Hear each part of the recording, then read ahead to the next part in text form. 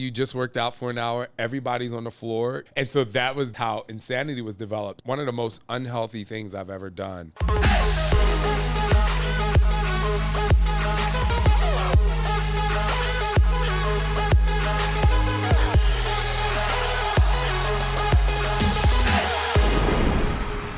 My next guest is best known for his home fitness programs for adult children, which include T25, Insanity, Hip Hop Abs, Size, Let's Get Up, and now Dig Deeper. Ladies and gentlemen, Shaun T. Welcome to Straight Out of the Lair, my friend. Yo, I love this place. What's up, man? Thanks for having me on the show. Look, bro, talk about size you've added. Look at this guy. I say when he walked in the door, I was like, Shaun T. Man, you got big, bro. That's what he said. He came in and he's like, Shaun T's huge. Yeah. I mean, you know, I never really realized how small I was until I got big. And, you know, my coach called me. He's like, oh, that was, you know, used to be a little man. I don't think you were ever small, my friend. Always ripped. I don't know. I mean, always ripped. Yeah. Always ripped. But I never really realized how 6 foot, 188 or 190 pounds was compared to, you know, putting on muscle and being, you know, now 215, so 216. Well, welcome to the gym. I know you've been here a couple of times, Yes. and it's great to have you here, my friend. And obviously, there's something going on here. The body fat is looking very lean. We got a show coming up. We got 4 weeks out to Yeah. Universe, going to compete in classic physique and men's physique. Going for the pro card. I did my very first show last summer.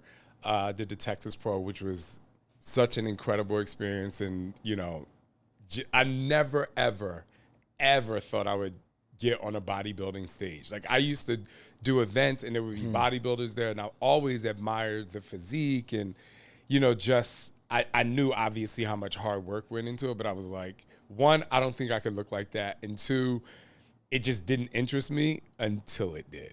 Yeah. Well, certainly looks like it did now, right? Yeah, it sure It did. did. And I mean, like, I've been a fan for a long time. You know, I've done the Insanity videos religiously. I've done the hip hop abs. You know, and you're always ripped. You know, and so that's why when I saw you, I was like, oh wow, he got big. That's great, man. You look great. Thanks, It's I awesome. appreciate it. I do. But I do want to talk about your fitness story later on in the episode. But I want to take us back to the early beginnings. Were you always a lean kid? And tell us about your upbringing. Wow. So my upbringing, like everyone else in the world, you know, I always say to people, we all have a story. You know, we all have gotten to this place from somewhere. And I'm not sure if you're familiar with Robin Roberts. I think I love her so much because she always talked about, she had a book called like Everybody's Got Something. And so everyone sees, you know, this Shaun T, you know, the guy on the infomercial that's smiling, that has like this successful career, and they're like, oh my gosh, like how amazing would it be like to be him?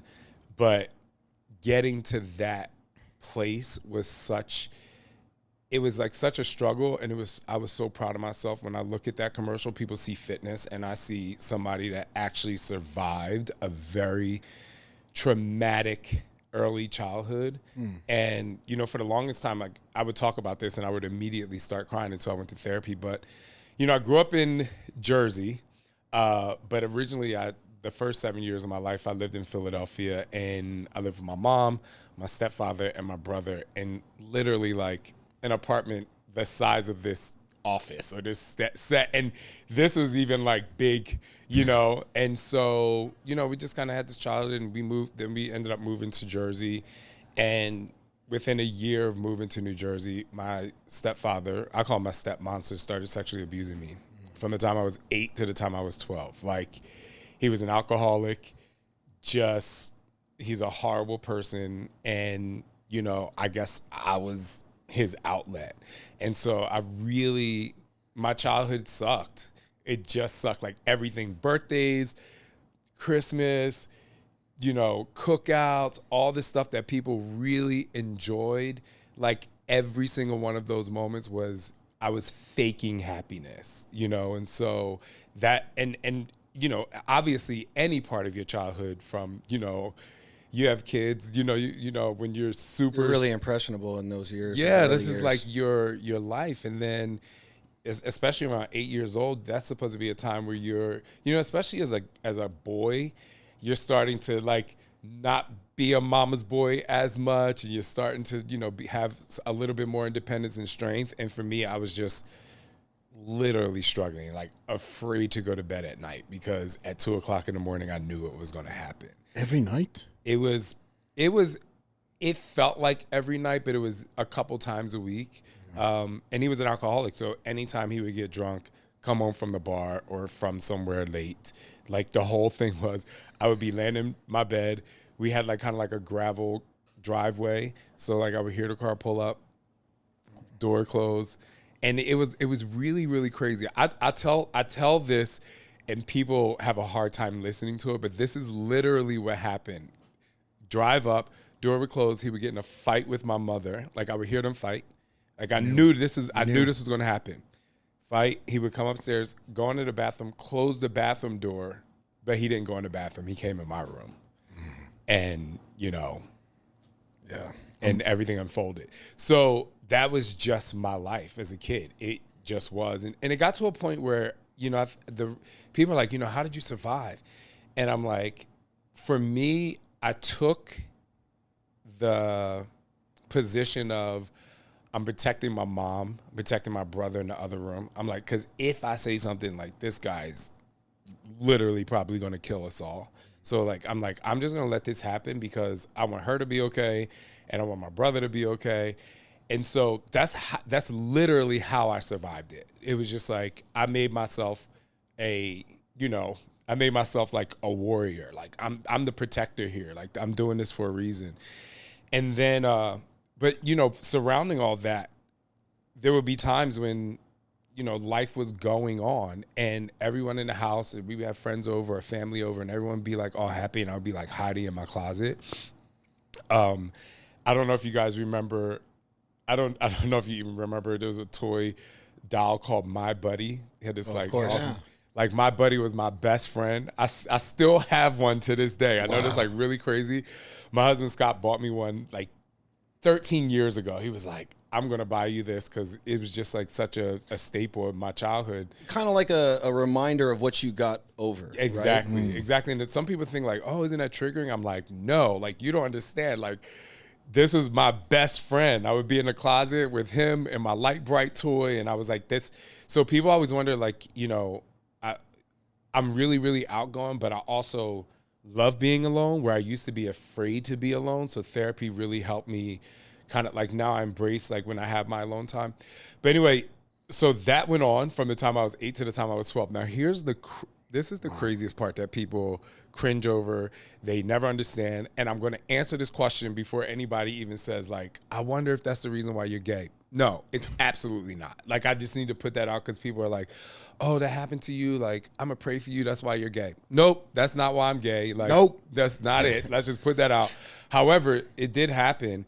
And, the moment, the last time he sexually abused me was when I had my first orgasm. Like, that was it. Like, he was a true pedophile, because the minute the manhood came about, that was it. Like, he was like, I'm out, Wow. And then, but here's the even crazier thing. Like, for me, in my head, people are like, people say like, oh, who was your first love? Or, who was the first girl you fell in love with? Like, I felt abandoned by like my molester. And so like, I tried to get him to do it again because you just feel this like, and that is like really crazy. And to the point where I just started like, the more like he, stepped away. Conditioned you. That's also he conditioned me to be like that. And so then it went from like me being like, he would like walk around like, yeah, Shaun, they called me Shawnee. Like, Shawnee's my favorite son, excuse me, to the point where like I was non-existent to him. Like, he would like literally distance himself from me. And so that actually helped me because then at the age of 14, I was like, I moved out of the house. I was like, I got to get out of here. I have to find a way to get out of here. And I actually asked my grandparents, could I move in with them? And the first night, I'll never forget, the first night I moved in with them, we all went to bed and I just started bawling. Like, it was, and everyone, like, they ran in the room and they were like, oh, my grandfather's a pastor. So I was in church like four or five times a week, either singing, praying, doing all the church things. But that night they came and they were like, started praying over me, and they were just like, oh my gosh. Like, and I told them, I was like, no, I'm just so happy, Like I was just like, oh my God, I'm so like, I get emotional about that. Cause that in religious sense, they say, accept Jesus Christ as your personal savior, like you're born again. And like, that was at 14, I was like, that's when I actually felt like I actually came to life. Like I escaped this like darkness. And then that is truly where my life began. Like a lot of people's life, like you said, with my kids, I showed them love from the moment they were born. But for me, like I lost 14 years of my life. Wow. So like if you subtract 14 years from 46, I'm 32 years old. Right. I know I look it, So that's, that was my childhood. And then, and then I got to high school and I just became a different human. I started, like I played football when I was a kid, but I never, again, football was an escape from being home. Like, like sports was that. But then when I got to high school and I fell in love with track and field, and I was a really good 400-meter hurler. I got scholarships, like the whole thing. I'm not going to brag, but people wonder where. This is your podcast. This is me. We know you're an athlete. Yeah, we know. We can see it. But people wonder where insanity came from, and I'm like, my love of track and field and the pain that you go through with every practice is where insanity came from, and like the whole dig deeper movement came from. And so in high school, that's when I became me. I was born, and so that was my childhood. And I have all these I have a bunch of tattoos, and people say, one or two. Why do you have they ask me about why do I have all these sayings? I'm like, everything you see on my body, and even in my book, it's a reminder. Yeah, my book T is for Transformation. I have like truth bombs. I'm like, everything you see on my body is everything I would tell myself to survive. As a kid, you don't know that's really what you're telling yourself, but when you go back, you're like, holy crap, like this is all the it doesn't really stop at that 14 now, does it, right? No. Because, I've had some child trauma myself, and it sticks with you, and it's like as men and people, I think we bury a lot of these things that we don't understand until later on in life. And as you said, you went to therapy and, had to go through that process, right? And we all have to find our self-love, and a lot of those things get really confusing. And, tell us about how that therapy went, finally, moving forward, not to pass anything up, but, to kind of focus on that, because, those things, they don't stop at 14. You're still dealing with them probably now in some form, but you've figured out how to deal with it in a way that you're okay with it now, and the self-love and everything else is just different now, but you didn't just stop dealing with it at 14. Yeah, right? That's a really great question, or a great statement, because when I was 14, like if we talk about that for a moment, it was the joy of escape. So you're just like, I'm not in that toxic environment anymore. So in a way, while it felt really great, it was also, the joy was masking all of that stuff that I had no idea 7 years from then, at 21 years old, I was going to have to deal with in a much more difficult way. Because when you're in high school and college and, you're living, you're exploring, like at your adolescent stage, a lot of times, especially like because I was in a place where I was in a really good place with people who loved me. So I was more like being nurtured to be like a really good human. But then when I hit 21, it started like getting in my first relationship. I was like, oh my gosh, like this is like really crazy. And then so I got to about 25, and that's when I had my very first therapist. And my very first therapist was really focused on like sexuality, like embracing who I was, like finding my way through that, especially growing up in a very religious Christian household and like maneuvering through that. But it was my second therapist that got me through the tough sexual abuse, because that's around the time when I met my now husband, Scott. And this is, if anyone out there finds themselves like in a space or like creating havoc in your relationship, and you know internally that you're causing this, but you don't know where it's coming from, it's a really good time to look into your past or to go to therapy. So it would be 2:00 in the morning, and I would literally just wake up and start a fight with Scott. Like, I know, and you can laugh about it. It sounds like so wild. And literally, I would drag him out of the bed. I would be like so mad at something he did like earlier in the day that, you know, at that time, it was like really deep for me. And this like happened like once a week. It was bad. I was like, this man is literally going to be like, leave me. So then I get to therapy. I was like, I have to go to therapy because this is crazy. I don't know why this is happening. And I didn't want to admit that it was me because I was just like, when you're going through something like that, you're like, it's that person. Like, I don't know if it's. So one day I was just like super, super sad, and I didn't have a therapy session. And my therapist was always like, she was like, if you feel crazy, literally in the middle of the day, she was like, sometimes I have a break, just text me or call me and then we can work through it. So I called her and I was like, this just keeps happening and I don't know why. And she just asked me one question. She was like, but what happened to you at 2:00 in the morning? Yeah. That's where I was going to go when you said 2:00 in the morning. And I was like, what? And that literally, like, that was the start of like me truly, I wouldn't say necessarily getting over the sexual abuse, but that was the start of me dealing with it in a way that I knew where to put it. And then I could actually love the person that I was with for the person that they were, because I'm like confused. I was confusing love from a man with love from my stepfather, like, which is so wild, you know? And so that was the start of me like really dealing with that. And I went through a lot of, and that wasn't it, again, that wasn't the end, just finding that out. It was like all of the things you had to deal with. And, you know, so yeah, it was. Yeah, we put these things away, you know, but it's like you really have to understand and be okay that these things happen to me and you grow from that, right? And obviously you've grown your career and it's obviously given you some kind of push past pain and all those type things, but you have to go and dive into those things and be okay with what happened to move forward in life. Yeah. I mean, it's you said something really important, you know, push past pain.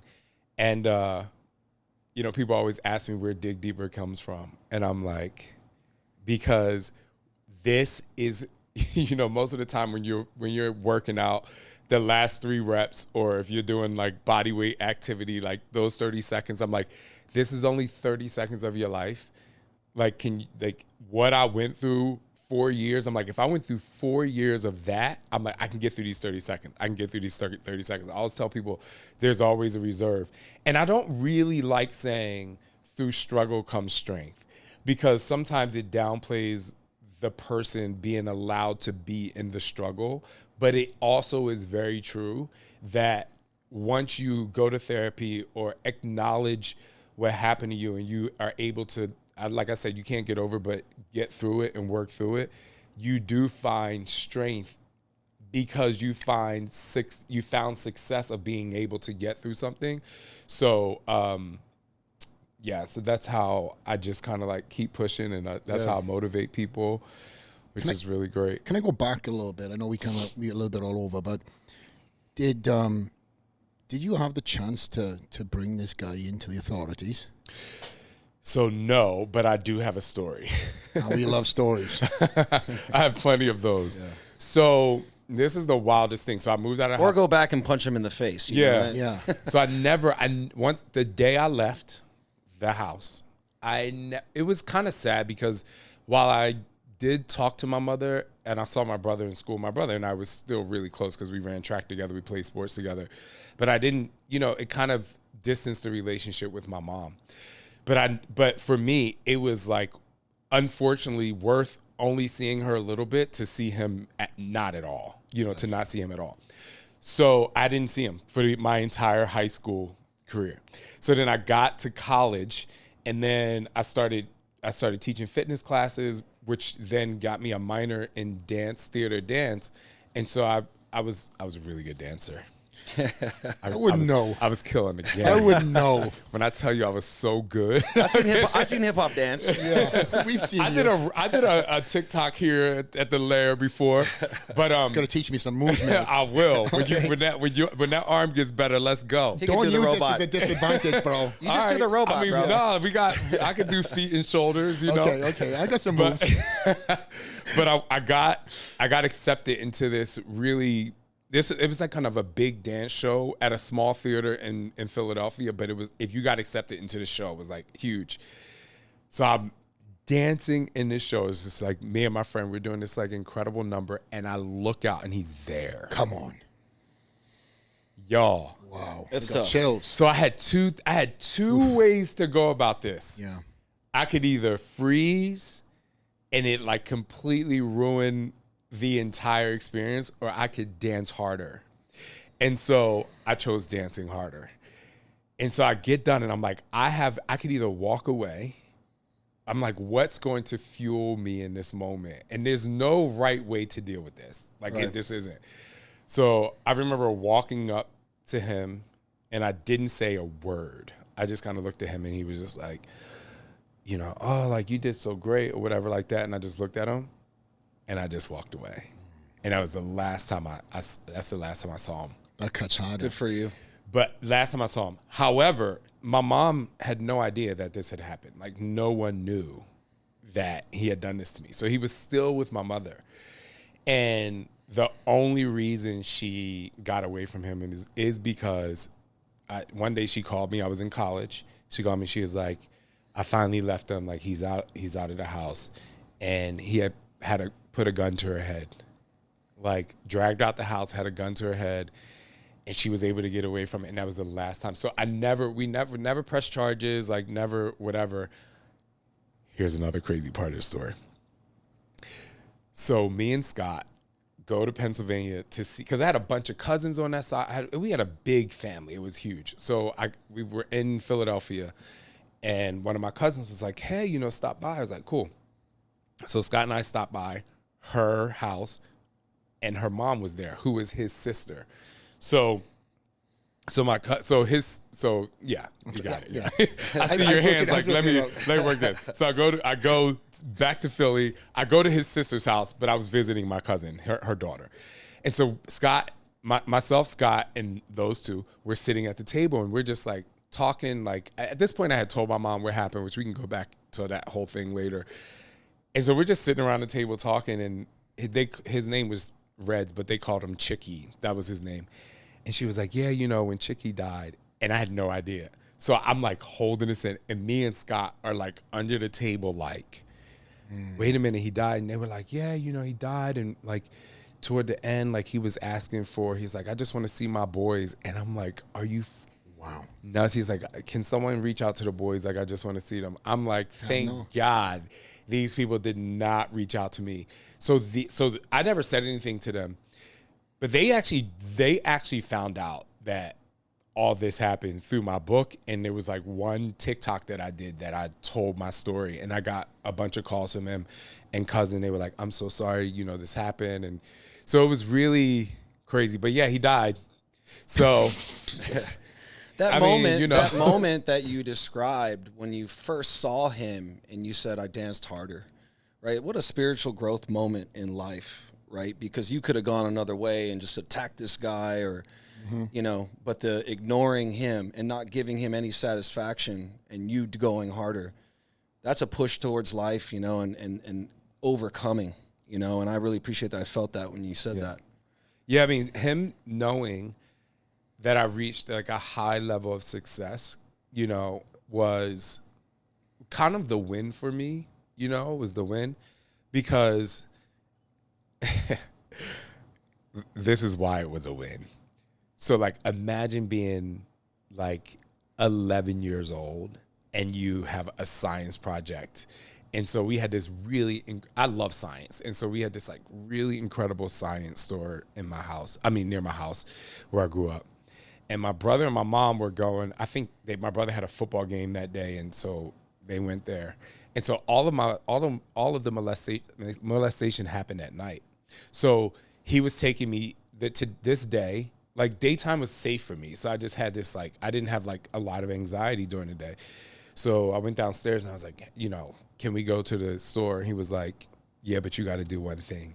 So it was the first time, like, he literally made me perform these sexual acts in the daytime because I wanted something. Wow. Like, I know I can feel it in your soul. Like, you're getting like, it was like so crazy. So to your point, when I danced harder, like, it was actually for that moment more than the other time, because like that was a time where I felt like he wanted to gain the most control over me, to be like, I'm making you do this. You're going to look at me when you do this, you know? And he tried to like make me drink alcohol. It was nuts, y'all. Like, it was nuts. So dancing harder, you know, like, of course I wanted to fight him. Yeah. You know, of course I wanted to stop dancing, go out there, jump over the chairs and be like, I don't even know if I'm going to win this fight. But I was like, my aggression has to go towards something that's going to make me feel like I won, you know? And so that was it. And dancing was like, it still is like it makes me forget about any kind of pain, you know? So. Well, on the transition of dancing, I think you've done pretty okay there, my friend. I did, man. I did a really good job. I ended up dancing for Mariah Carey, which was like one of my greatest things that ever happened to me. So tell us that transition from college, because in my research, your first ever what is it when you put on some event in college, right? I think 90 people turned up for this event. Yes. My goodness. So I went to college. So I got a scholarship for track and field to a bunch of different colleges, but I also got an academic scholarship to the college that I went to, which was Rowan University. And so my mom was like, she was like, even if you go to a D3 school, you can still run D1 times, and like maybe you'll still get your dreams of going to the Olympics or whatever you wanted to do. But I ended up going to college, and I didn't run track like the first year. I just ate and gained weight, because we grew up poor. Like I grew up in a situation where like I would sneak downstairs to the kitchen after everyone went to bed and would put bread in my underwear just because I wanted more food, because it was like once the kitchen was closed, it was closed. So when I got to college, you know, I had a food cart, and this food cart worked with the Domino's at like 1 o'clock in the morning, and I had a scholarship, so I didn't even have to pay for this. This is free, dude. I didn't drink alcohol. Like, I wasn't like one of those people that went to college and just started drinking alcohol. I literally didn't drink till I was 21. But when I tell you, I ate the big ziti, and I was like just swiping that card, man. To the point where it was actually my first semester sophomore year. I was an RA, you know, resident assistant in my building, my dorm room. And I woke up one day and I looked in the mirror and I was just like, oh my God, I was 178 pounds when I graduated high school, like super lean. And I was 228 pounds. Damn. So I gained 50 pounds like that first kind of 4 year. Pizza will do that. Yeah. People say the freshman 15. Like, I was like, man, I didn't even drink. Like, I didn't even have like a beer with this. Yeah. But that day is when I went to the gym, and I literally just ran on the treadmill for 10 minutes, because running is like something I knew I could do. And I woke up every day, and all I did was run on the treadmill 10 minutes a day until I got to a point where I could run longer, and then I went into the weight room. But the point that I'm telling this story is I was actually a communications major because I wanted to do like radio, TV, film. And I changed my major from communications to sports science. And so they kept saying in like my classes, in order for you to be marketable in the industry, you have to be able to teach different types of group exercise classes. So I was like, what do I do best? I dance. And so I don't know how old you guys are, but I don't know if you remember MTV's Grind Workout. It was like the Grind Workout where Eric needs. Come on, bro. I'm 40. Yeah. Okay. Yeah, and I lived in the UK. We're old enough. I still seeing it from the UK. Y'all look so young. Oh, thank you. So I remember. I actually had done that workout in one of like our building programs or whatever. So I asked the director of the student center, I was like, hey, can I teach a class? And she was like, have you ever taught before? I'm like, no, but I can dance. And so she was like, okay, you know, my school is really good about that. Like if you want to try something, they're like, okay, good. So I went to the school newspaper. I did like a whole photo shoot. It was like, you know, Shaun's teacher. I was kind of popular anyway because, you know, I could dance and I would go to the parties and I would be dancing. I can see this guy having a big line around him too. He's just in the middle of the dance floor. 100%. Well, you can dance when you can dance. You're popular on the floor. You just step in there. Step back. Always in the middle of the circle. Yeah, you're always in the circle. I know I can dance when I've had a couple of drinks, but when I look at it back, I can't dance for shit. But this is not my podcast. Carry on. No, it's good. I love it. We're going to dance one day. We have to now. We will.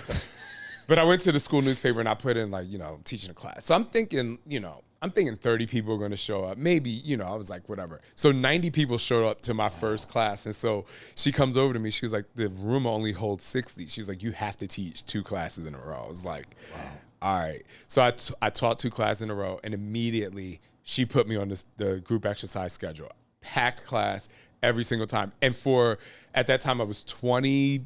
I was like maybe 19, 20. I think I was like my later 19 year. I was making $50 teaching like an hour group of men at $50 an hour. Yeah. I was like, so then I was like, oh, this is fun. Yeah. So then I learned how to teach, you know, boot camp, step aerobics. I got certified in cycling, like, you know, people, you know, the soul cycles and Pelotons. I'm like, man, I was teaching that rhythmic, fun stuff like back in 1999. But so that's kind of how I got into fitness. And so once I did that, then I started going to fitness conventions. And when I started going to fitness conventions, I made my way to apply to be a fitness presenter at these fitness conferences. And so I did that for a while, and I won an award for Best International Presenter.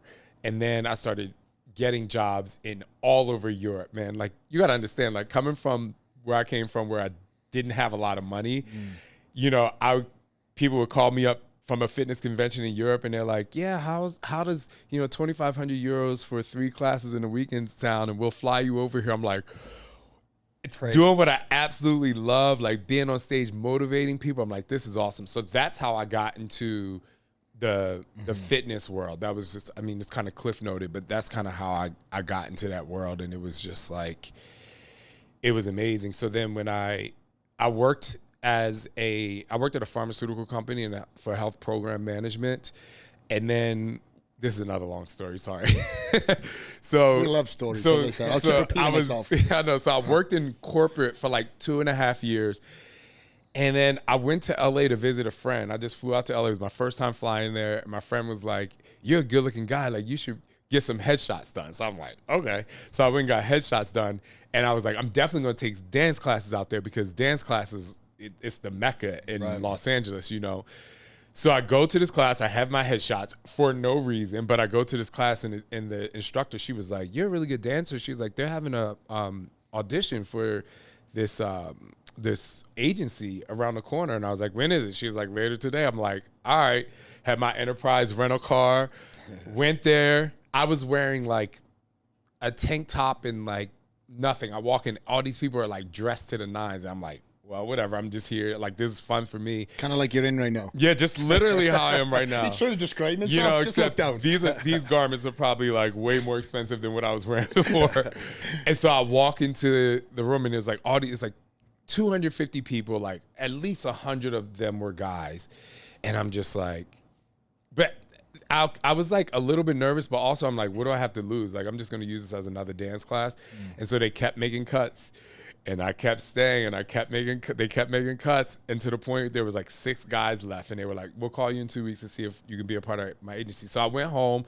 I was doing laundry at the laundromat with my quarters, and I got this call, and they were like, we want you to move out to LA to be, you know, in our agency. And I called my mom right away. I was like, I would have to quit my job.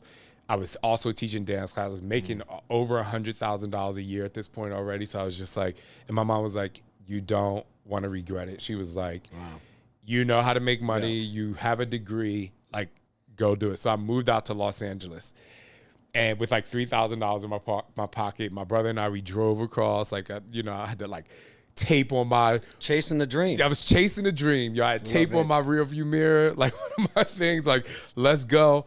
And so went out there, but I also got a job before I went out there teaching at Equinox, because of the fitness conventions that I did, I knew a bunch of people. So I was teaching at Equinox while I was also dancing. And my classes at Equinox were, like my dance classes, I'm not bragging. They were good, man. Like people would show up like 45 minutes to an hour just so they could get a spot in my class. And so you're in LA, so there's a bunch of producers around. So a producer from Beachbody would just like be watching my class. I'm like, who's this woman watching my class? Anyway, she ended up reaching out to me. She was like, you know, we would love for you to do a program for our company. I had no idea what Beachbody was. I was just like, it was always a dream to do the Eric Nice workout, you know? Yeah. So I was like, I just want to do this one time.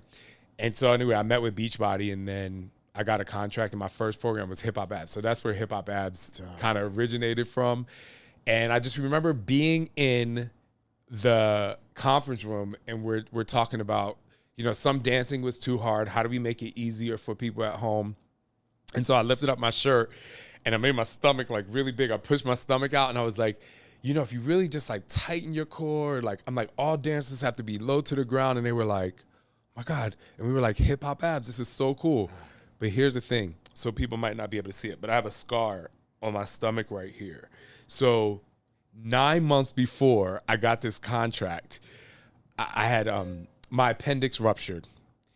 And my appendix had been ruptured for like 2 days. I was in the hospital on, like, they had no idea why I was in so much pain. Even they did CAT scans, they did all this stuff. My appendix had ruptured behind my intestines.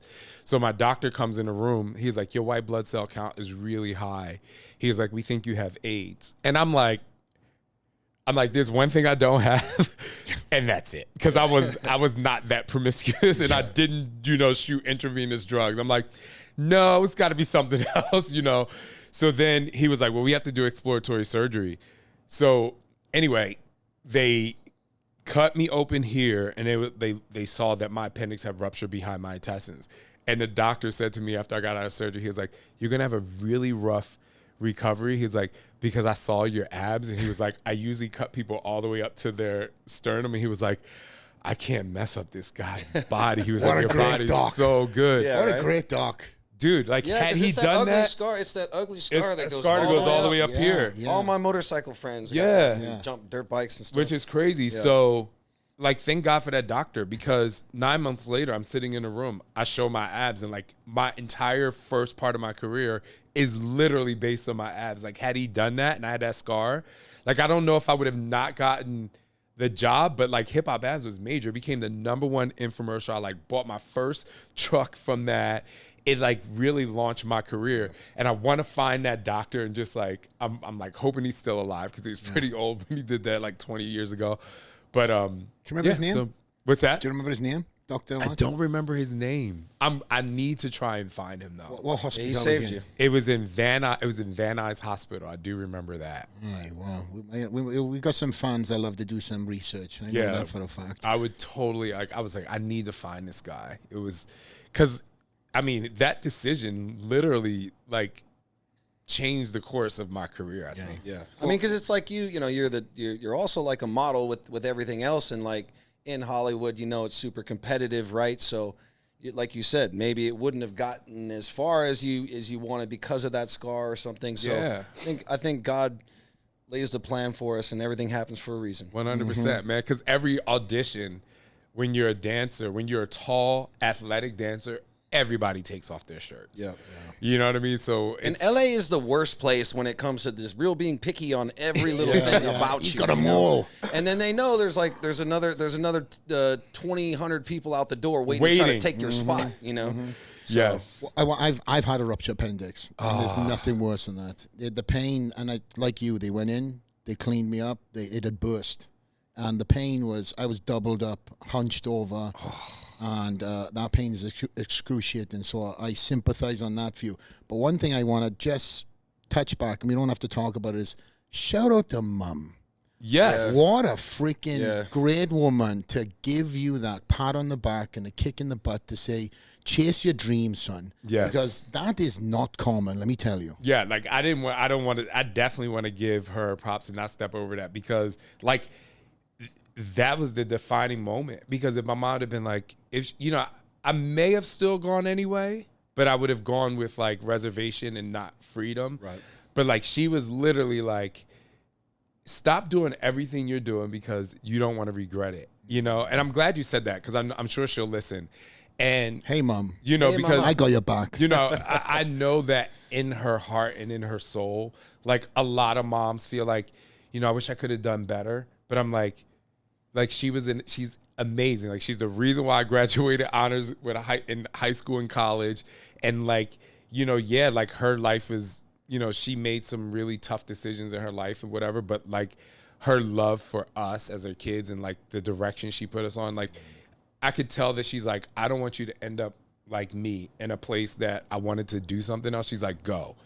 Like, keep going. She's still my biggest fan. Love it. Yeah, I just wanted to point that out. Yeah, I because appreciate that. I had a very supportive mother, too, full of worry. Don't get me wrong. Yeah. But she said to me, get on that plane. You can always come home if you don't like it. You can always come home. And I never did. Neither did I. Now I fly her out to me. I know, that's And it. she's actually her and my dad are in my house right now. I love that.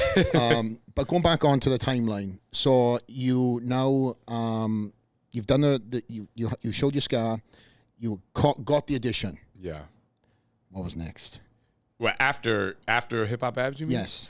Oh, so Hip Hop Abs, and then, you know, with Beachbody, I just kept going. I went Hip Hop Abs, then I did my second program, which was Rock and Body, which is another dance program. So they were like, oh, let's keep this dancing going.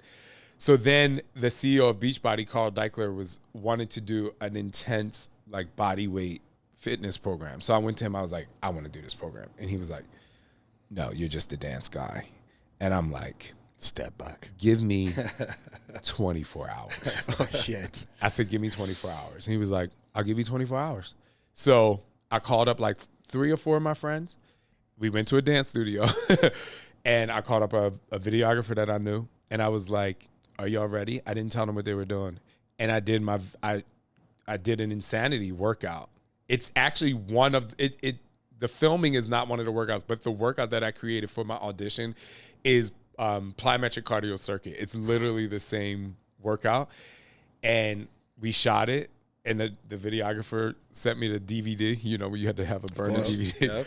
I sent it to Carl. Literally less than an hour later, he was like, wait a minute, you mean to tell me you just worked out for an hour? Everybody's on the floor. You're still talking and doing the workout? He was like, this is your program.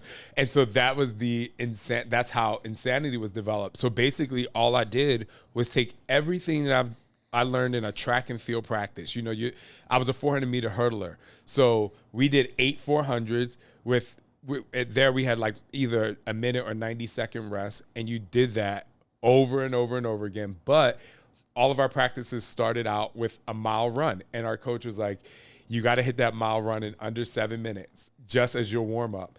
So like people say like, oh my gosh, your Insanity warm up is crazy. I'm like, I need you to know what it feels like to run a mile in 7 minutes. And then we did our stretches, and then you still have to go do your workout, your interval workout. So that's why all of the workouts are 2-minute intervals with a 30-second rest, 2-minute intervals, 30-second rest with a power move at the end of it, because, you know, we had to do like the bleacher. So I just took everything I learned in track and field and put it into this. And that thing blew up like crazy. Right? Like I told you, I was all over that. It made me go back, get hip hop abs. It made me go back and research. You're like, I want to do everything. This I crazy did. guy. I was like, I love the energy that you brought to it. You know, obviously it was extremely hard, but I love the energy about it. And yeah, man, I got hooked on it. You know, it was part of my fitness journey. Were you in the Marines then? I wasn't in the Marines then. I was already out of the Marines, but I was just me and my girl at the time. We just fell in love with it. You know, we loved the energy about it, right? And so we went through all the programs, right? And I was telling him earlier when he first came in, even back in 2020, I went back because, you know, now I'm stuck at home, and I just though that program always works so well for me, especially when you stuck to it, keep your diet right, core tight. You know? let's go. You know, and I loved like it. It's been great, you know, and it's improved a lot of people's lives out there, and Changed people's it's lives. great. Yeah, it changed people's lives, and doing what you love. It's great. Yeah. Love to hear it. I loved it. Do you know you were talking about you sent that what would it be when you sent that to your producer? Oh, the screen test, basically. Yes, the test. And you said all of your colleagues were on the floor. and I've seen so many of your workouts, and so the people that are doing the workouts with you, obviously they're high intense, they've been around you, but has there been any times where you've had people in your own class on live commercials or filming live that have passed out because they just can't keep up with you? No. Okay. And here's a very interesting story. So, as you know, when you're shooting fitness workouts, you know, they do an audition. And so they do this audition where they're like, they want to get good looking bodies. And so in my head, I was like, I don't want to do this. I have already been doing a test group with people to, you know, the people you see on the infomercial. I'm training them. And I'm like, you don't understand. Like, just because someone looks good doesn't mean they're at this level of fitness. And so we do an audition, but the people in my test group was like, we want to be in the workouts too. So literally, you know, the warm up of insanity is insane. And so all the fitness models that are like really pretty, they're like falling out. Oh, yeah. The only people that are left are the people that were in my test group. So there were some people like marathon runners or like triathletes that came in that they're hired. You see them, or like break dancers. It's crazy how fit break dancers are. Yeah, so I had some break dancers in there. But most of the people you see in my workouts are people that have trained under me, or they've done. And when I got in my later years, like with Max 30, like these are people who had completed insanity like 12 times, because I'm like, I need people in the workouts that can keep up so that they don't pass out. Yeah, because we would shoot 2 workouts a day. I would watch people in the back. I'd watch people in the back when he was. But like you this said, guy's bro, gonna go. This guy's gonna go. You're like, who's gonna Rachel, go next? I remember Rachel in the video, but like he said, I was out of the Marine Corps, so I was used to tough stuff, and literally there was times where it became like the cold plunges now, where you're like looking at that cold plunge and you're like, ooh, I really want to do this? Because when you're about to start insanity, it's like you gotta like get your mind right and be like, all right, like I have a question for you. How many times did you pee before you did your workout? That's everybody's like, I gotta go to the bathroom. I gotta go to the bathroom. They're like delaying the start. Hit pause to pee. That's what I'm saying. It's like getting in that cold plunge where you're like, I'll get in. Let me just touch it. All right, let's go. Oh, my phone's ringing. Yeah, exactly.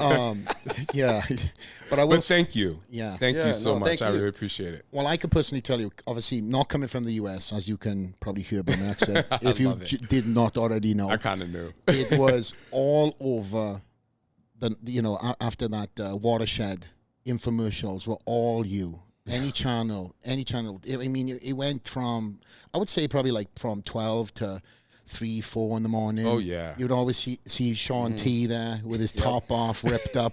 I was already on my bodybuilding journey, so I was not going to be doing any of your workouts. But I will say that it's changed a lot of people's lives, I personally know. And even still to this day, I want to give you credit and give you the flowers where they're due.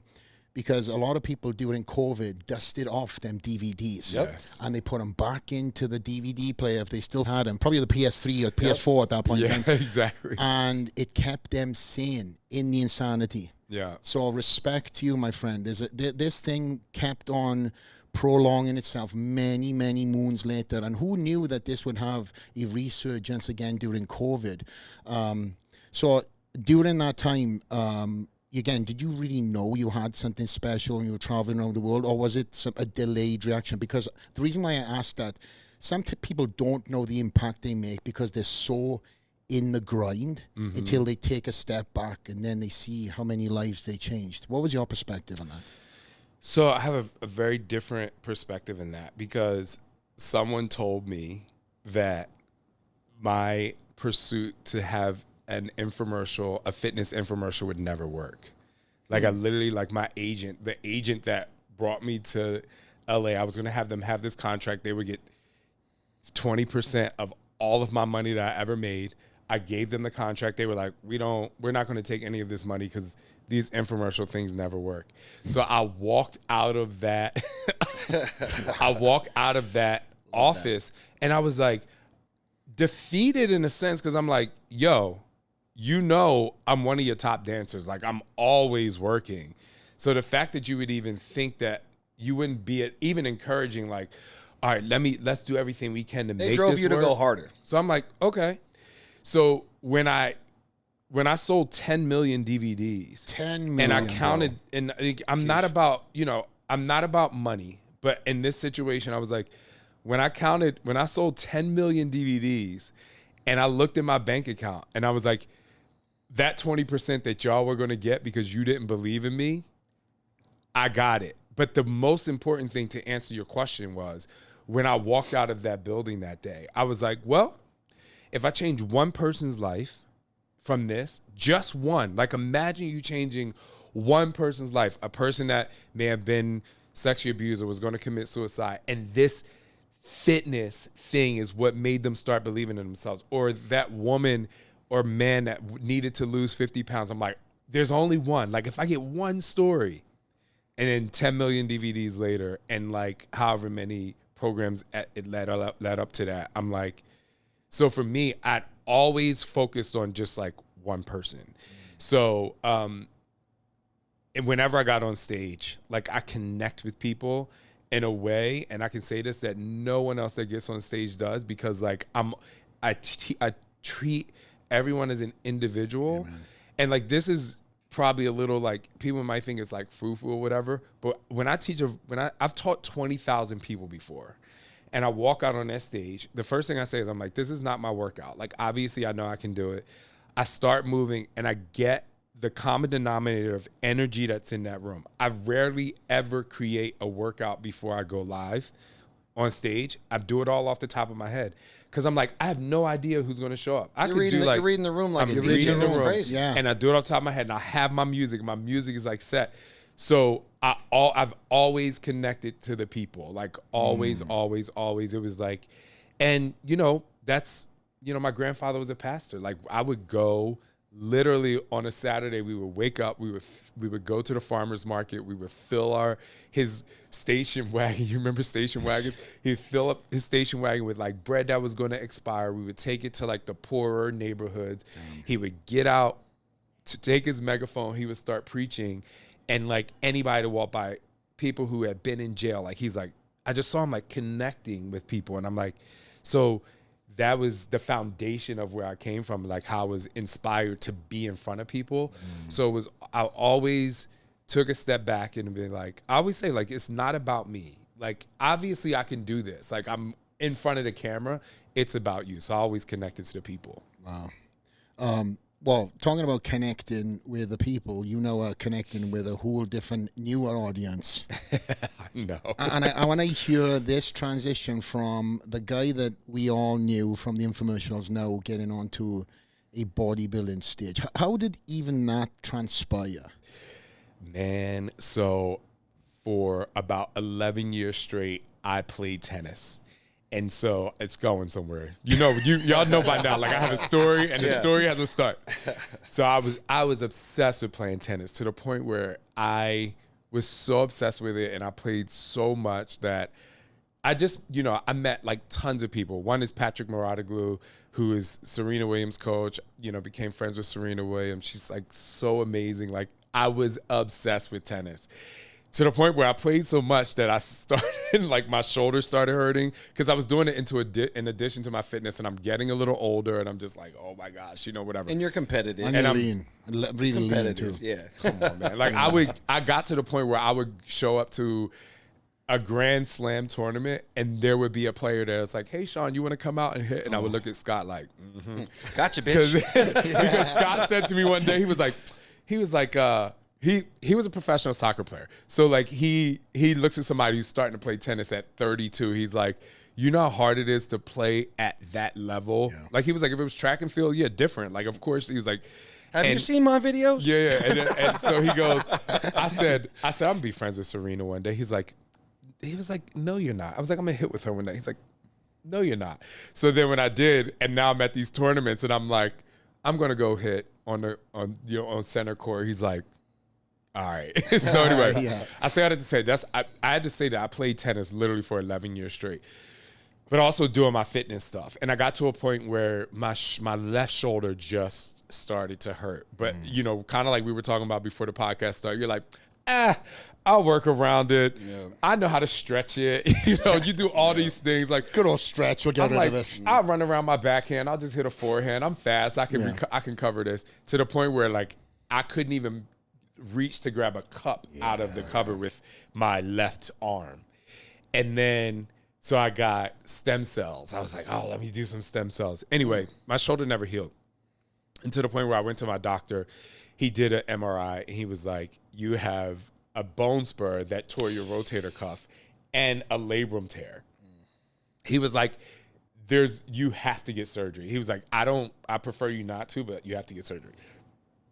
Shoulders are tough too because you don't get a lot of blood in there, and so they don't heal themselves. So then, but I still had to like teach classes. So then I had to start I had to do live streaming classes. So then now I'm creating all of my workouts around this shoulder, to the point where I couldn't even work out. I couldn't play tennis. I started to then my stress level became really high, and then it's depressing getting injuries. Yeah. Then I started to. I was moving every day, still exercising, but I was gaining weight purely from the stress, and so I just made a decision with my doctor. He was like, let's just do the surgery. He was like, this is cool. This was in 2022, February of 2022. So this was 2 years ago. Damn. Got surgery, got to physical therapy 2 weeks after surgery.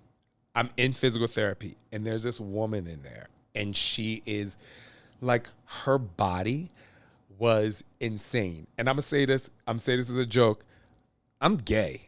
And I'm looking at her like, who the fuck? I'm like, she nearly said you this straight. is the only time where I started to question my sexuality.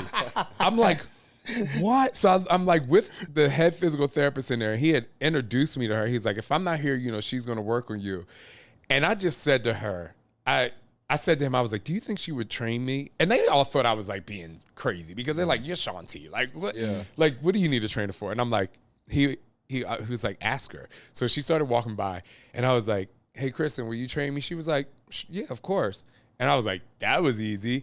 So I met with her the next day or like a couple of days later, and she was like, when I was the summer of my 8th grade year, after her 8th grade year, like that summer, she was like, I bought Insanity. And she was like, I was not happy with my body as such a young kid. And she was like, that was the reason that I got into fitness. Wow. Which then, she played sports, and then she went to college, and she was like, Insanity was kind of like her inception to health.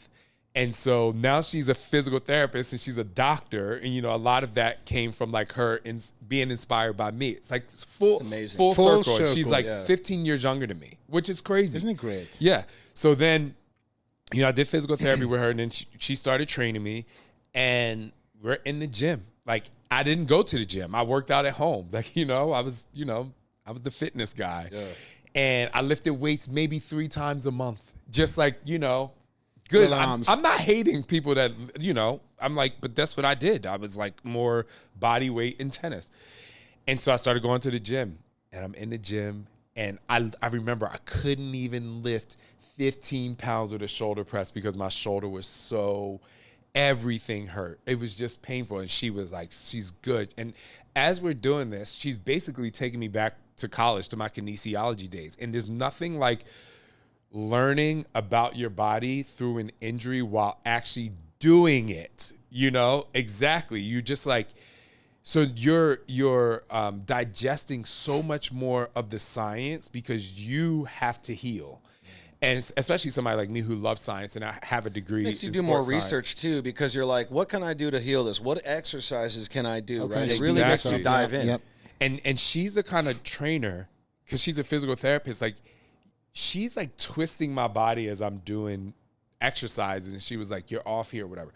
So anyway, so I said to her about maybe 7 months after training, because I'm going to the gym, and I'm seeing all these guys, and I see and girls too, and I see all these pictures on the wall, people on stage, and I was like, I want to compete. Oh.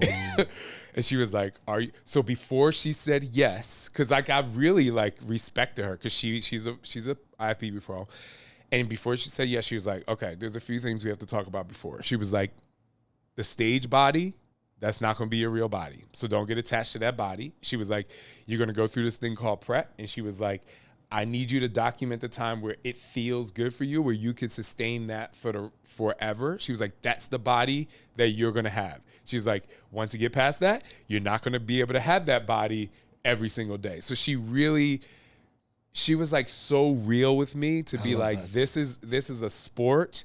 And she was like, and I know you love being ripped. And she was like, when you get that ripped, it's part of the sport. So she was like, so we had a couple conversations about it, and she was like, I just want to make sure, she's like, because a lot of people get into it and it messes with their mindset when they have to get that lean and then they, have to bulk up again and the whole thing. Anyway, but one of the things that I loved about her, first of all, she helped me develop my newest program, Dig Deeper. I had to pay it back to her. Like, she's in it. She helped me develop it. It was just amazing. What a full circle for her, too. Yeah, and now she's in my workouts. Oh, wow. And then in the split 2 of my workout, like, she's actually teaching and, but I had to do that because I wanted people to know, like, people would always be like, why do you have a trainer? Why do you have a trainer? Why would a trainer need a trainer? And now they know. I'm like, every gold medalist has a coach. You know what I mean? Like, you need the mental, you need someone who's driving you, right? Like, yeah. The best all have coaches. Yeah. Even coaches need coaches. Even coaches need coaches. Somebody's inspiring you, So, but the other thing I loved about her, she's like, but I can't take you on this journey. She's like, one, I'm a female. And she was like, yeah, there are women who coach men. She was like, I have the right person for you. And so she introduced me to Justin Horrell, who's now my coach. And that's the other thing I loved about her. And I love about this, like, there's such a respect for when people who are really serious about this, they just respect other people's processes and they're like, if they want you to succeed, they're like, you have to go get the best thing that's going to work for you. And so I started coaching. Been an athlete under Justin from January of 2023. And so we did my first show August 2023. And it's so funny, a couple weeks ago he told me, I was like, so what'd you think, like, when I said I wanted to compete and you said yes for me to be your athlete? He's like, I'm not gonna lie, I was pretty nervous. He was like, one, I got Shaun T. He's like, I gotta get that back up. He got to do all these things. Yeah. He never told me though. Yeah. Like, he never told me. Yeah. I was like, I never did bulking, but I'm also have to film through this and like all of the thing. But the cool thing that prior to like being a coach under him or being an athlete under him and this is like something that a lot of men don't like to talk about. So, at the time, I'm 46 now, so I was like 44-ish, maybe 43, if you think of it, when I first started this. And I actually wasn't building muscle as much as I wanted to, and my erections weren't as hard as they should have been. And then so, like, she was also running, it's like, hey, maybe you need to go testosterone therapy, like this stuff works.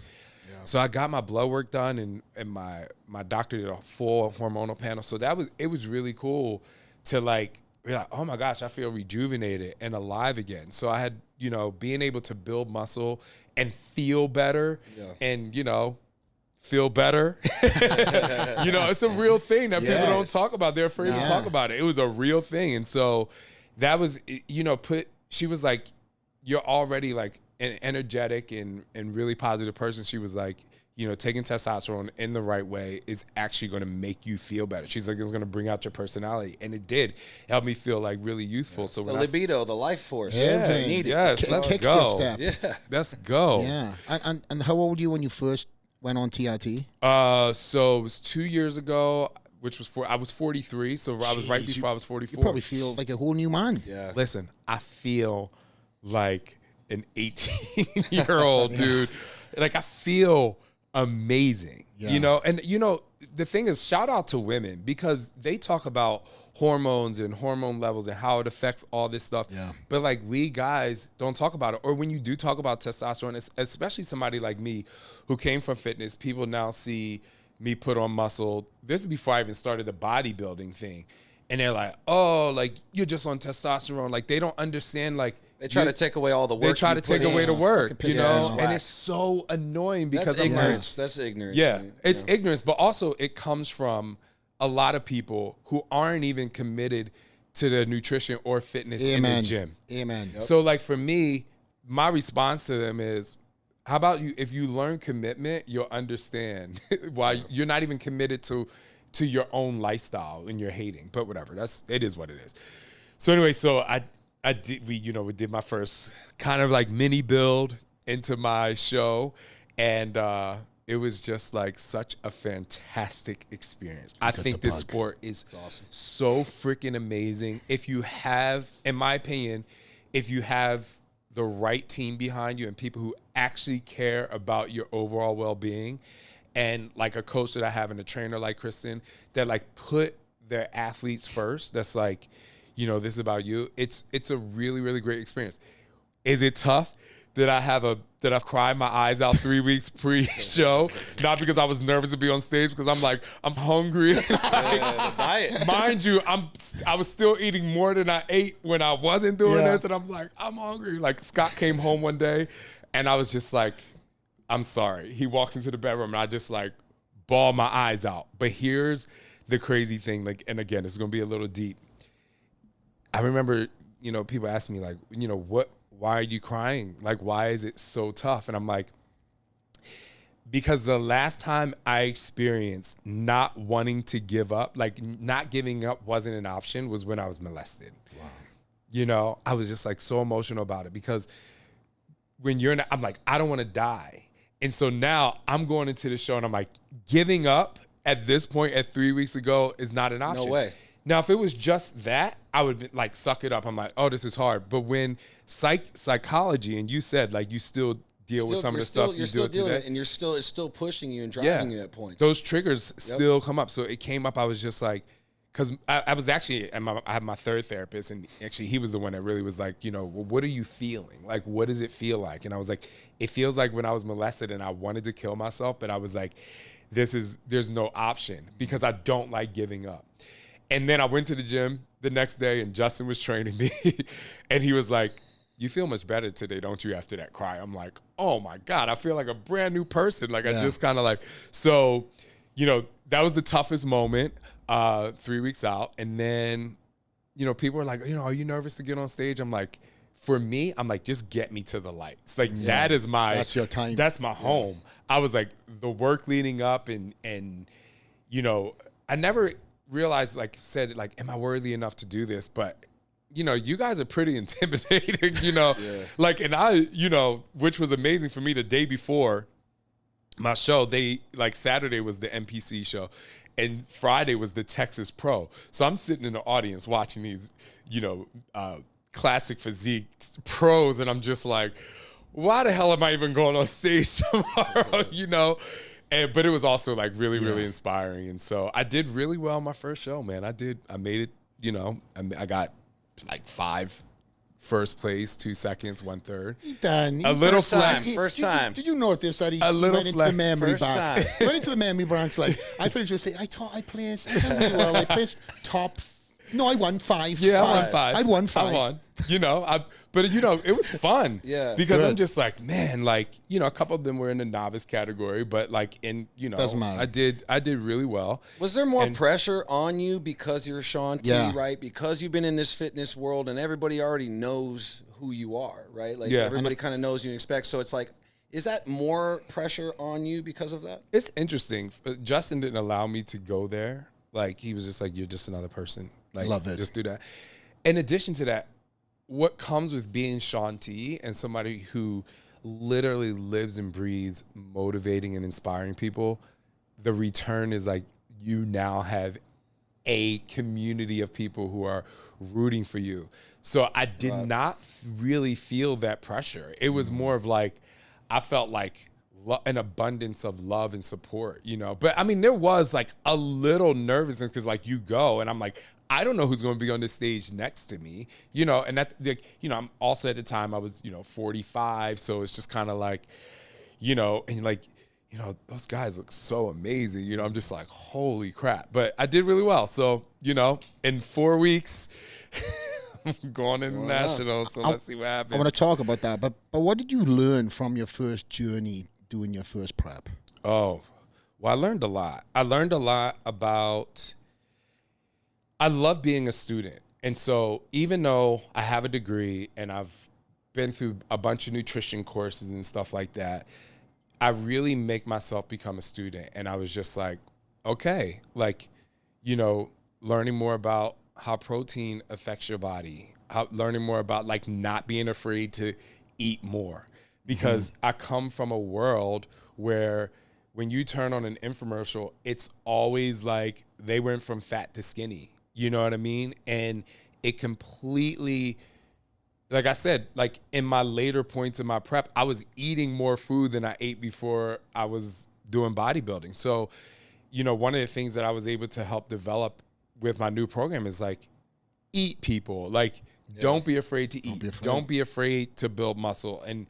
And one of the biggest things that was, I knew this, but one of the biggest things that really helped my community is especially women who say like, I don't want to lift weights because I'm gonna get bulky. Yeah. I'm like, if you have a serum in your body where you can get bulky, like I'm gonna make you a billionaire because every man is gonna want that, So it was helping women not be afraid to eat a little more, put on some muscle, and like actually, I tell people like, shape your body how your body's supposed to be shaped. Don't shape your body because you want to look like the bikini model on the front of the magazine. So it's been really helpful there.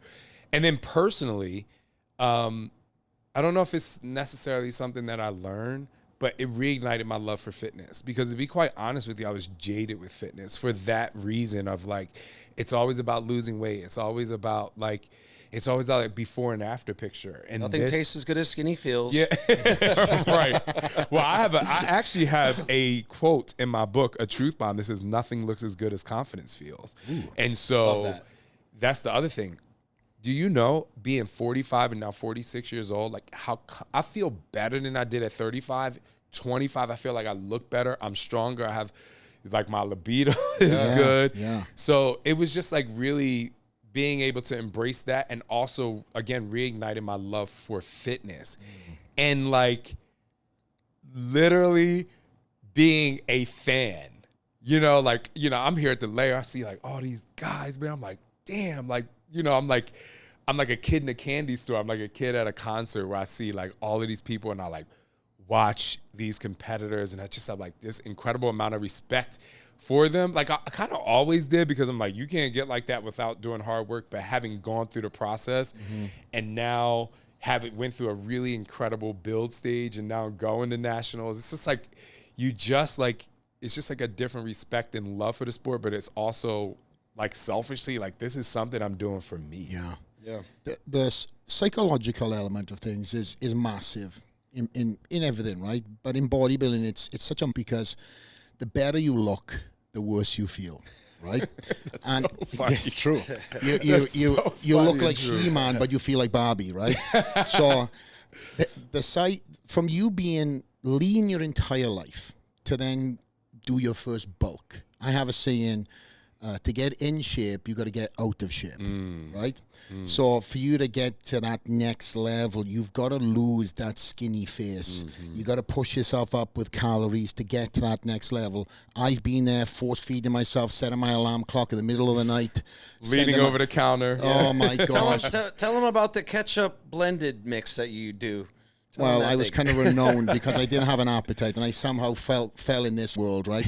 I used to blend chicken breast and rice and down it just as a way of just getting it down 2-3 times a day. A little ketchup in there. A little ketchup in there. But it's the mindset. I conditioned myself. Oh, it tasted great at the time. Yeah, exactly. At the time. But I conditioned myself as it was chicken soup, right? And that's the mind games you play when you're at any level, right? Or you trying to get to another level. How did you get through the plateau of being so lean, being known as Shaun T, shredded, to then get into bodybuilding and then see your physique change to a little fluffier side, see your face fill up a bit? How hard is that for you? Ooh, guys. So you have to understand, like I told you a story about. I'm not leaving the house. Well, when I gained weight, when I went from 178 pounds to 228 pounds, like one of the things is that my face got really big. That was like literally one of the things that I was just like, I need to lose weight because I hate this. So now I go to a bulking phase and my face starts getting big. It's the first to go normally. I am miserable. Oh. I'm miserable. Tears miserable. I'm like, I'm ugly. I'm fat again. Like I go to the gym you know, and my coach is like, you're fine. Like he still called me a pretty boy, made me feel good, you know, but so it was terrible. But what was really crazy is when I started to, it's so funny. So when I started to lean out during this cut, I'm like, man, I missed my full face. So then you guys are going to laugh. Your coach is nodding in the back too. So you guys are going to laugh even more. So I'm like, now my face was getting like, and I was like, I'm going to get some filler up in this jaw, man. Oh, man, no, you like that. So full I did. face. I was like, let me just add. I'm like, I'm going to lose some more weight. Let me get a little filler in here. And so my coach has another client, and she does it at her office. And I was like, you know, I was like, I still want to look, you know, masculine, but like, you know, whatever. So it was like, it's crazy how you're like, no, I kind of like my face. Like it's good. And so, yeah. It's just a mind game, right? Yeah. It's a mind game. And when you're going through it for the first time, you're like, shit, is this it? You know? But once you start, as you mentioned, you start doing the diet and you start getting into the nitty gritty of things, you start seeing the skeleton face. For me, my face would get so sucked in. I would come down from 260. I was lean at 260, but my face was like Augusta from Charlie and the Chocolate Factory. And then my face would get so sucked in that literally I had sores in the side of my mouth from even if chewing gum. I catch my tongue. Yeah. It was so sucked in. I kind of like this happy medium of not having that full face, but kind of having, it's kind of like this good-looking face you see right now. But I used to one thing I used to do is when I was in my off season, I used to either have a beard, because I have two personalities to Flex. There's Flex Lewis, who shaves his beard. It's the stripes for going on stage. That's the only time I would shave my beard. But then in the off scene, you used to have this pinstripe. What's it called? Pinstripe? Like a chin strap? Chin strap. And in my head, it'd give me the contours that allowed me to have that thin face. It didn't work at all. It does not. Didn't work at all, to be honest. But was there any mind games that you played with your mind to just get through them stages as it was your first prep, or was it something you and Justin relied on? No. I do kind of want, I'm going to answer that, but I want to go back a little bit because I was talking a lot about my face, but going back to that fluffy phase, like I remember when I had to go film my first workout when I was like close to 220 pounds. Yeah. And, you know, I had my shirt off and I feel like I look terrible. And I send Justin a picture. He's like, yeah, man, like look at the muscles. And I get all these people like, dude, you look so good. So it is like a total psychological, weight, like a number on the scale can completely make or break your day. But you have to like get out of that and like look at yourself. But I just say congratulations, you're a bodybuilder. Yeah, exactly. It's just like, and you know, I actually like that body. You know, I'm like, I've learned to like the bulk body. It feels good, but because you know you're still round and you're still lifting, and you know. I still got hit on a little bit, you know what I'm saying? You know, but I forget the other question you asked. I don't know. I love it. I love where we're going. I think it was the mind game side of things, yes. Yeah, no, I actually, because being in commercial fitness and having to shoot so many workouts, one of the most unhealthy things I've ever done is when I was shooting my asylum workouts is I would be like, want to be so ripped that I would like, take a laxative. I would like do all this like, you know, I would water. Stay in the sauna. Yeah. I would do all this like ridiculous stuff that I was just like, when I go through this, like I'm not doing that. I have a coach. Like I fully relied on him. Like I didn't fight him on anything. I was like, I'm going to do what he says to do to a T. And then I do rely on him and my husband Scott and Kristen for the emotional support. You know, of like, do I look good? Like, the days you wake up flat. Like, I was just like, man, like, I don't have any muscles anymore. And then he feeds me, and I'm like, do you see how I look today? So, you know, you kind of go through all that. But I actually was thinking of something. I did blend my food one time, and I was like, never again. I was like, this is terrible. Like, chicken soup, pretending something is not. I'll take you under my wing. I'll take you under my wing. I'll show you how to do it correctly, my friend. But the trick is a lot of ketchup. I'll taste anything. But going back to, you know, to the main 4 weeks out, that chase for that pro card was so close. How are you feeling, my friend? I actually literally just a couple of days ago, I started to have that miserable feeling of just being tired, because my calories are still over 3,000 calories. I still have a hard time finishing my food at the end of the day, but it's just such low fat, and my workouts are still intense. And, you know, I'm only doing 25 minutes of cardio, but just that, you know, I was up at uppers over 5,000 calories. So like, that's a lot of Wow, that's huge. it's almost equivalent to like someone else's full day of meals being gone. Off-season. You know, so I just, you know, I had a refeed meal here in Vegas last night. I don't think I stopped eating for like 45 seconds at the What do table. you get? Oh man, we went to Komodo. I got like the Korean fried chicken. I got the surf and turf rice. I got the spicy edamame. I remember everything I got. I had like one of the egg rolls that Justin had. I had a couple rolls. It makes it so much more satisfying, right? Like it's that much more delicious. Right? Yeah, when you've not had it. You haven't had it. I tasted Everything. every single feeling of everything. I tasted it.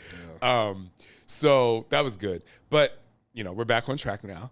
I felt good when I came to the gym today. I did hell of a back, and pump. I felt good. I was like, oh, maybe I could do this. Maybe I'm good at this. But now I go into this headspace, you know, obviously being an athlete, having done this before, being in fitness for a long time. Like for me now, it's just like, just get me to the lights. Like I will do I don't care what it is. And, you know, I'm pretty sure it's going to get, obviously it's going to get tougher because the closer you get, things start getting tough. But, you know, I love it now. Like I've done it once and I feel it. I'm sure if you ask me after I get my pro guard, you're going to be like, so how was those last 4 weeks? And I'm like, it sucked. But for now, right now, I feel better than I did the last time. Good. Well, we're going to wish you all the very best, my friend. Thank you. And in closing, I want to mention, obviously, you are a dad of two. Yes. I want to know what it's like prepping in the house with two young children with candy and chocolates, because I knew I went through them preps too. Tell me all about that. Dude, you are a dad. Yo, so it is amazing. First of all, my two boys are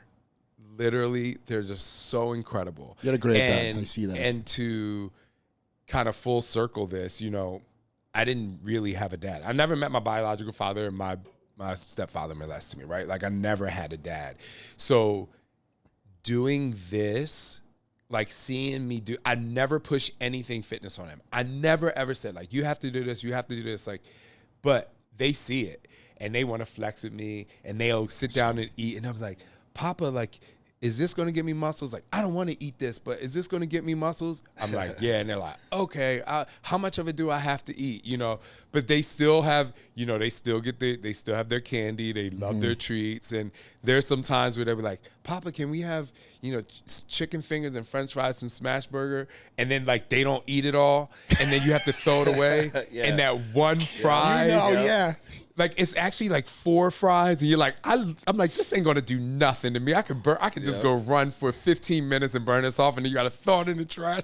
I'm like, oh my god, that's the really tough part. I can't have anything in my house. I can't have it in my house at all. Well, wait till you have kids, my friend. They'd be in there. Yeah. They'd be in there. But I absolutely love being a dad, and my husband Scott is just an amazing dad, and it is. I mean, I just feel so blessed, and you know, growing up gay, like, you know, in the 70s, 80s, like you don't even think that was possible. Yeah. And being through it, everything I've been through in my life, you know, I just am a very like connected father, and you know, it just feels really great. I was gonna ask that, like, how gratifying is that to, you know, have the family environment that you choose, that you really wanted, you know, being that father that, you know, to them that you didn't have, right? You know, sometimes I cry alone. Yeah. You know, come a long way. Yeah. Like, you know, I look at these little boys and I'm just like, you know, when people say like the love for your child is like something you've never experienced before. And like, you know, like you love them when they're first born, but it's like kind of survival mode, right? But as they start getting older and you start seeing their personality, and then you have like the nature versus nurture, because we had kids via surrogacy. So like we had an egg donor, and both of Scott and I each fertilized an egg. So they're our kids, right. You know? So you see like Sanders, the one that I made, and there's so many things about me that he's like, I'm like, oh my gosh, like this is crazy. And but then like, there's so many things about him that is very much like Scott. Like you would think like their personalities are like crossed. Like Silas, who Scott made, is wild and crazy like me, and Sandra's like super chill. So it's like all of those things come into play, and it's literally like the most incredible thing. And it's like another level, another step in manhood, right? Like it's such a big thing. I've been in this place where I'm in that place, and I'm like pulled the goalie with my girl, and we're trying, and I'm like in this place of like, all right, I think I'm ready for this, and every single father that I've ever met, have all told me, start having kids right away. It's the greatest thing you'll ever experience, and it took me a long time to get there, but I'm at that place now, and it's good to hear. Well, it's the hardest thing you ever do and the most rewarding thing you ever do. It's, and excuse me, and I don't think you're ever ready. Yeah, right? I agree. Like there's no that you're just never ready. Right. Like, it'll happen in God's time. And some weeks are like amazing, and the next week you're like, what is wrong with this kid? Like, I'm like, is this person gonna be a serial killer? Like, it's just it's like those kind of things. So, but you grow so much as a man, bro. Yeah. Like you grow like a father who is intentional and connected and gives their kids attention. Like you grow so much because you find yourself being like, yo, in order for me to lead by example, I literally have to do the things that I'm telling him to do. So it's just a wonderful. It's hard. Yes. I'm not gonna sit here and be like it's all roses. Like Scott always says, he's like, why couldn't they just be born at 5 years old? Because that's when it started to get fun. And I'm like, yeah, but all the work we put in for the first 5 years is the reason they are the way they are. No. And so I do want to mention this. So on the spin of work done, you guys really tried hard for the kids. Yeah. What is he went through 12 attempts? Yeah, we went through 12 attempts, 6 surrogates, 5 egg donors. Wow. Yeah, and $500,000. Whoa. So like when we, we never tell our kids that, but when people are like, do you love your kids? We're like, you damn right. We love our kids. Like, like we are, and I always make the joke. I'm like, we're gay. Like we couldn't have them by mistake. You know what I mean? Like we wanted to do this. So we are like fully committed. And so I can't wait till they're like, when they get their first job and they're like, Papa, I want to buy a house. And like, this is so hard. I'm like, well, we spent $500,000 on you. So I know what it's like. But yeah, it was tough. It was really tough. Like, miscarriages, different doctors, But my doctor said the most amazing thing, and this will help you wanting to be a father. The kid or kids or person or people that are supposed to come into this world are going to come into this world. Like, if it happened 5 years earlier, I'm in a way, I'm like, I'm glad it didn't. It took us 5 years. Because like Silas and Sandra, I'm like so happy that they are my kids, So it's tough for a lot of people, but if you don't have to rush the process, and then some people, they adopt or they, things like that. So there's many different ways to help, build a family, but hopefully you can, have some offspring of your own. I've pulled the goalie. We're trying. We've lifted in God's hands, and I guess we're never ready, but I do feel that I have reached a spiritual level that I am ready. Yeah. Right? And it's taken me a long time to get there, so I appreciate that. Yeah.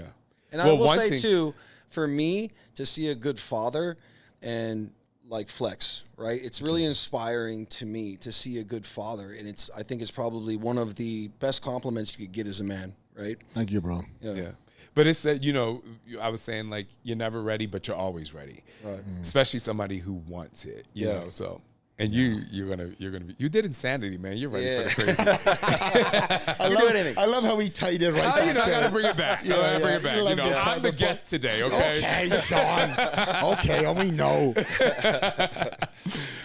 Well, man, listen, it's been an absolute pleasure. J-Rock, is there anything you want to ask lastly before we jump off? I'm excited. I'm excited to see the journey continue. And honestly, when I did see that you were jumping into this fitness world, to me, it was like, makes sense. Like he's continuing on this journey forward, and look forward to seeing it in the future. I really appreciate you guys. Like seriously, I love it. I love coming to this gym. It's like literally a playground. It inspired me to one day open up my own gym because I never really had the desire to do it because I did at-home fitness. And so my next goal is, I'm like, Man, we need something like this in AZ. Like this feels like really good. Don't worry. Watch out, he's coming after. He's coming after. No. I'm gonna, I'm wearing the shirt. He is. I'm like, y'all need to come here. This should be your destination. I think that's just a white flag. Yeah. No, this I will plug your gym. Like, it is sick. It is like literally my favorite gym I've ever been to. So. What I'm looking forward to personally is when I get back out of this and I'm back on track, that I'm not doing an insanity workout. I don't know if you could either anymore. But I got him doing Pilates though, right? Yes, I got him doing Pilates. Doing Pilates. It's a step, okay? It's a step. It took my wife a year and a half. It took him one conversation. So how about that? He made fun of me at first. I did. But listen, I'm excited for us to get that workout in. We've spoken about, my friend, but we'll wait until you're a little fluffy after the show. So let me get to that 240 again. let me get to my 240 Let's again too. go. All right. But we want to wish you nothing but the best. You're an incredible person that everybody loves to see you at the gym. Every one of my staff, every one of the guests that have bumped into you, you have nothing but time. And we hear all the stories again. Everybody comes to me to tell me who the good and the bad people are, and you've been nothing but a gracious person every time you stepped into this gym. And we love having our VIPs around. But what I love most about one of my VIPs and people who have incredible achievements who step foot in your when fans come up to them, they stop and they talk. And that's you to the Shaun T. Yeah. You're good. No. Excuse me. No, I love meeting people. I always have time, obviously there are days when it gets close to prep where you at my gym, like you just put your headphones on and you go in. But I love it. Like, I love to inspire people. I love to hear the stories. People are like, I know you heard the story before. I'm like, you're a completely different person. Like, even if your story is similar, like, your process to get to where you got is so different. So thank you so much. Like, I love it. I love talking to people. Your staff is great. So we love you too. And you said a sentence that I live by at the beginning of the podcast: treat people how you want to be treated yourself. And that's you, my friend. So I think from Mr. Vegas himself, J-Rock, Shaun T, straight out there, we are out.